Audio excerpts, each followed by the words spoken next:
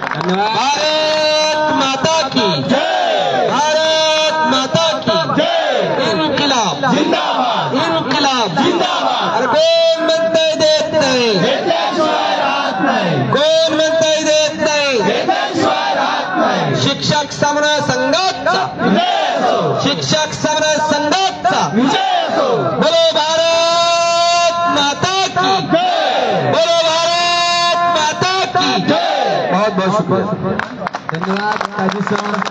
अप्रतिम असा आपला सुरेल आवाज। खरं तर मैदानावरील सर्वच आपले आंदोलन करते, सर्व शिक्षक बांधव भारावून गेलेत, प्रत्येकामध्ये एक संचार फिरलाय, ऊर्जा निर्माण झाली। तुमचा हा बुलंद पहाडी आवाज निश्चितच आपल्या सर्वांना प्रेरणा देणार आहे।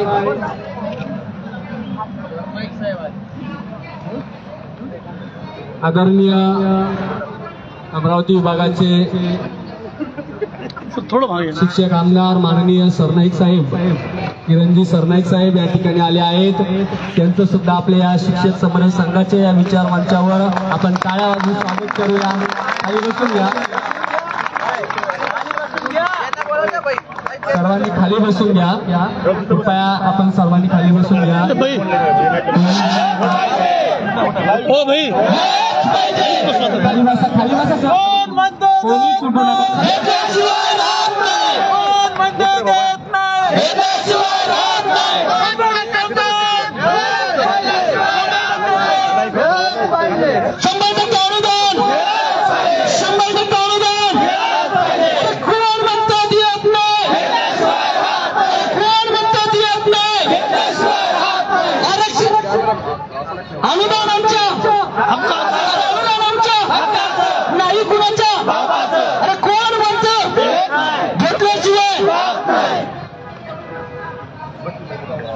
आज आपल्या या शिक्षक समन्वय संघाच्या या विचारपीठावर आंदोलनाच्या 16व्या दिवशी आदरणीय अमरावती विभागाचे शिक्षक आमदार सन्माननीय किरणजी सरनाईक साहेब यांनी आपल्या या विचार मंचाला भेट दिली आहे। प्रत्येक आंदोलनामध्ये आदरणीय आमदार साहेब आपल्या सोबत असतात, नेहमी प्रत्येक प्रश्नासाठी पोटतिडकीने आपले प्रश्न मांडत असतात। या संदर्भात मी आदरणीय आपले समन्वयक दीपक कुलकर्णी सर यांना विनंती करेल की आपण पुढचं सूत्र घ्यावं।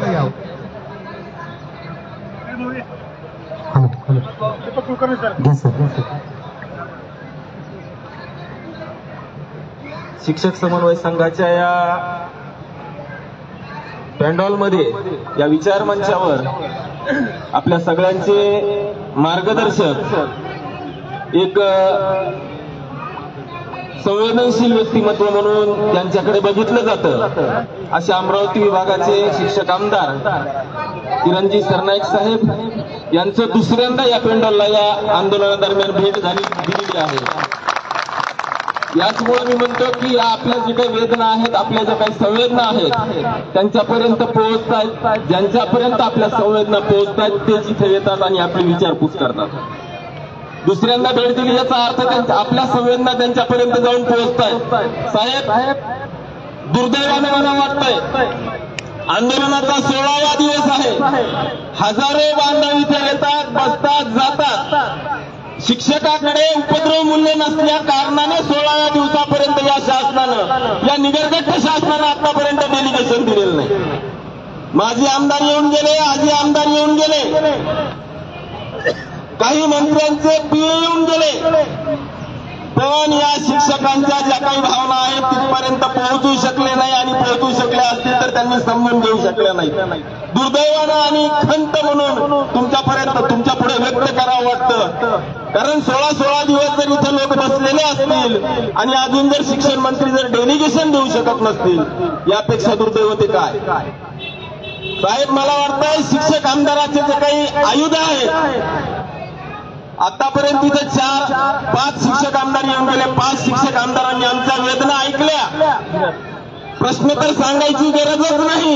इथं असणाऱ्या महिला भगिनी असतील, जे काही बांधव आहेत त्या बांधवांच्या असणारे जे काही हाल आहेत हे हाल बघितले, शासनापर्यंत जाऊन सांगितले का नाही माहित नाही, पण शासनाकडून अजून कोणतीही दखल घेतली गेली नाही. तुम्ही सांगितलं नाही यामुळे दखल घेतली नाही की तुम्ही सांगून सुद्धा त्यांना समजून घ्यायचं नाही आणि आमची दखल घ्यायची नाही, ही गोष्ट आमच्या लक्षात आहे.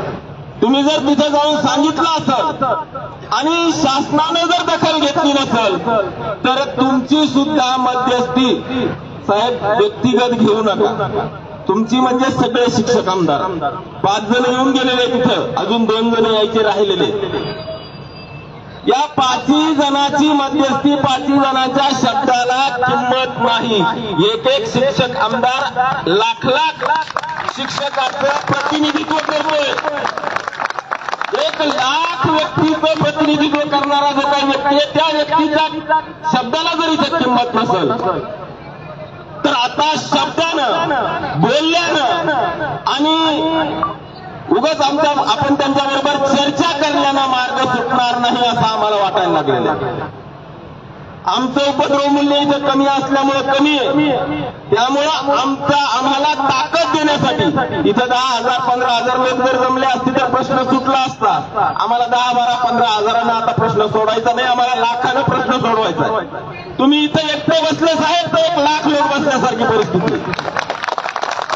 तुम्ही 7 शिक्षक आमदारांनी इथे येऊन बसा, 7 लाख लोक इथं असल्याची परिस्थिती निर्माण होईल आणि प्रश्न धसास लागल्याशिवाय राहणार नाही. मी त्या दिवशी सुद्धा साहेब तुम्हाला विनंती केली होती की तुम्ही शासनाला निवड पत्र तरी द्या की मी उपोषणाला बसतो, मी या आंदोलनामध्ये धरणे आंदोलन करणार आहे. एवढं जरी तुम्ही त्यावेळेस पत्र दिलं असतं तर थोडं शासनाला वाटलं पाहिजे शिक्षक मेले तरी काय फरक पडणार नाही.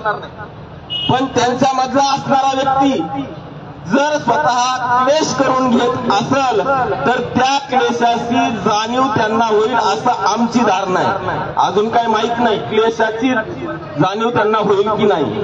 त्याचं कारण सांगतो साहेब, मागच्या वेळेस 19 सप्टेंबर 2000 13 सप्टेंबर 2019ला इथं असं आंदोलन तापलं होतं. आमच्यावर लाठीचार्ज झाला होता. आमचा लाठीचार्जचा आमचे बांधव इथं हातपाय मोडून एकाचा मनका मोडला होता. 2-4 जणांचे डोके फुटले होते तरी सुद्धा शासनाने त्याची दखल घेतली नव्हती. मात्र 5 शिक्षक आमदार त्या महाराजांच्या पुतळ्याजवळ उपोषणाला बसले, लगेच दखल घेतली आणि संध्याकाळी कॅबिनेट निर्णय घेतला.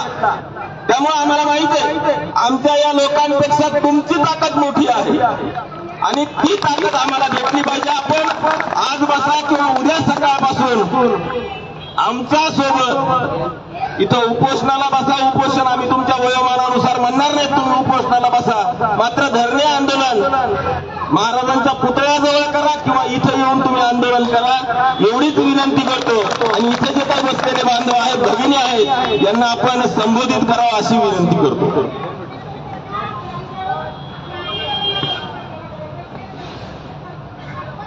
मित्रांनो, थोडा इतिहासाकडे जातो. या ठिकाणी बसलेले आपले शिक्षक आमदार आपल्या अपक्ष,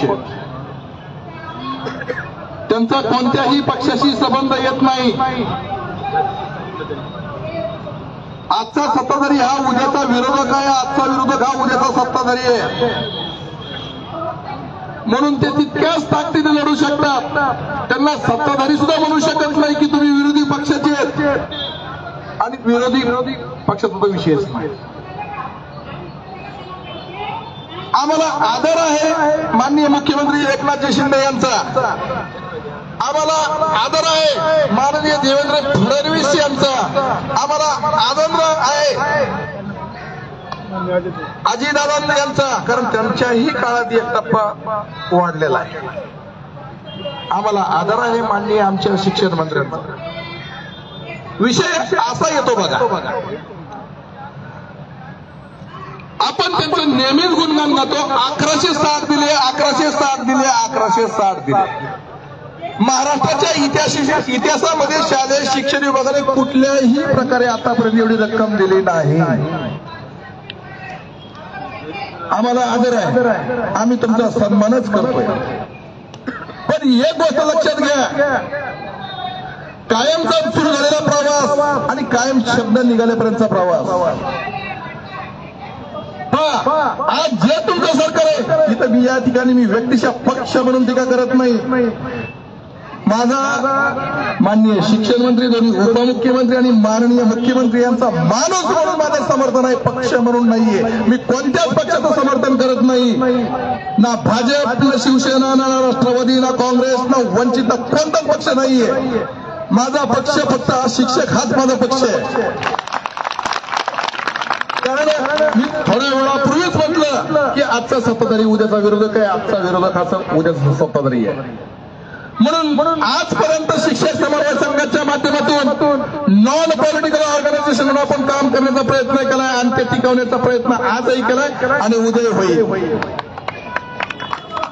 विचार करा मित्रांनो, 1160 कोटीचं तुम्ही जिथपर्यंत तुम्ही गुणगान गाता, जर दीपक सर 19 सप्टेंबर 2016चा जर शासन निर्णय अस्तित्वात आलाच नसता, सरनाईक साहेब,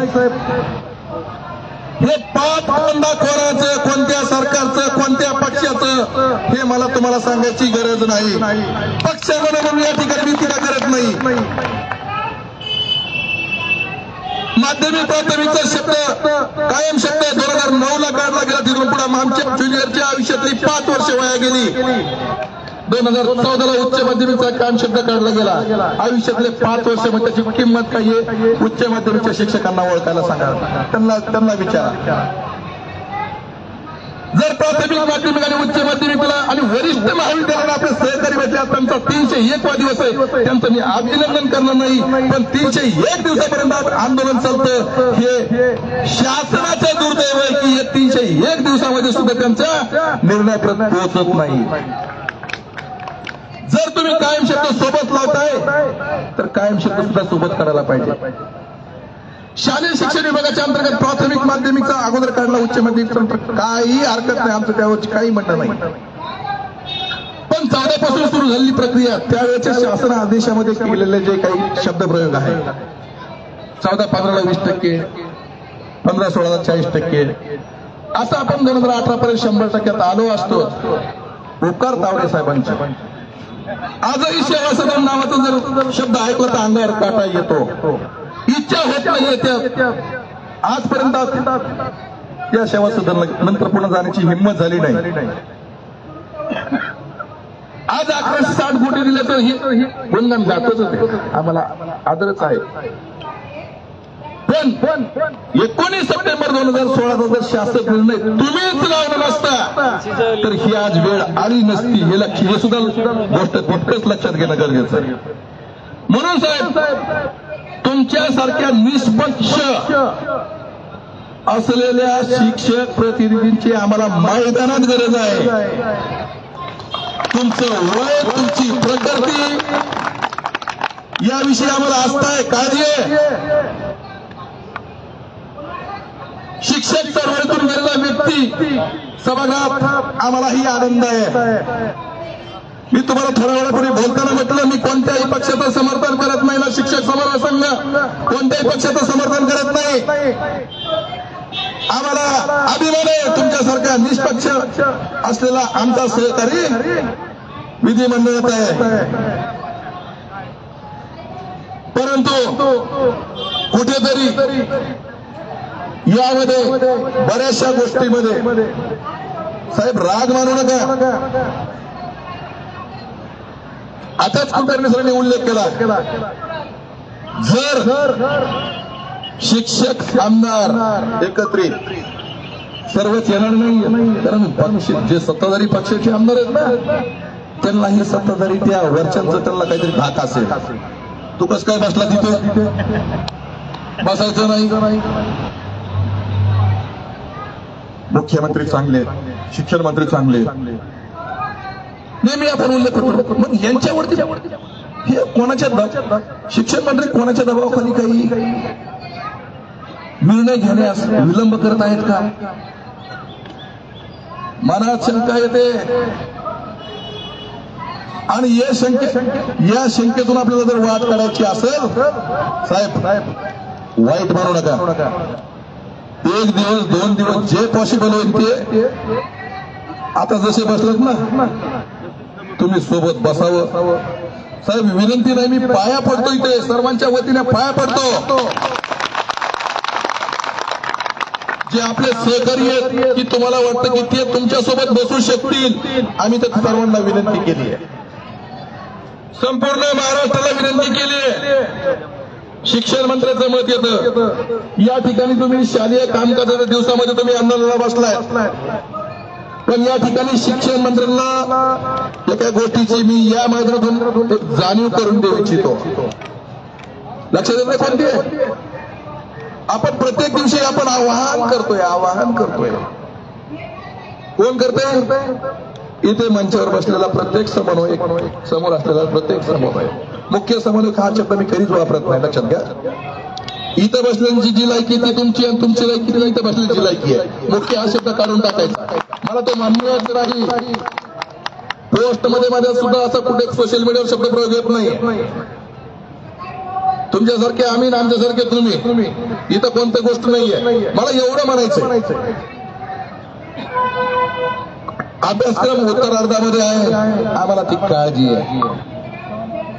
परीक्षा जवळ आलेल्या आहेत, विनाकारण विद्यार्थ्यांचं नुकसान नको म्हणून आम्ही काही आळीपाळीनं आज 4 आले ते परत जातील, पुढे दुसरे 4 येतील, असं विद्यार्थ्यांचं नुकसान होऊ नये, शाळेचं नुकसान होऊ म्हणून त्यांना सहकार्य आणि शासनास सहकार्य म्हणून आम्ही आजपर्यंत भूमिका घेतलेली आहे. परंतु जर खरंच मनातून जर अजून ताकद लावली तर ते किती डोईजड होतं हे प्रत्यक्ष आझाद मैदानाने पाहिलेलं आहे आणि राज्य शासनाने सुद्धा पाहिलेलं आहे. पण ती वेळ आणाच आम्हाला